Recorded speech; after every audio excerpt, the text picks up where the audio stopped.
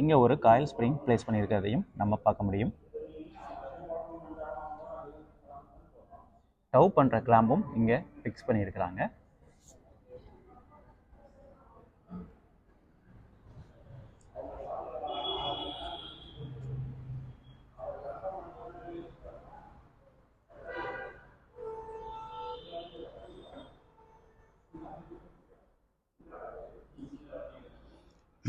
Overall வண்டியோட dimension பார்த்தோம்னா length 3060 mm வருது. வித் பொறுத்தவரையில் 1035 mm கொடுத்துருக்குறாங்க.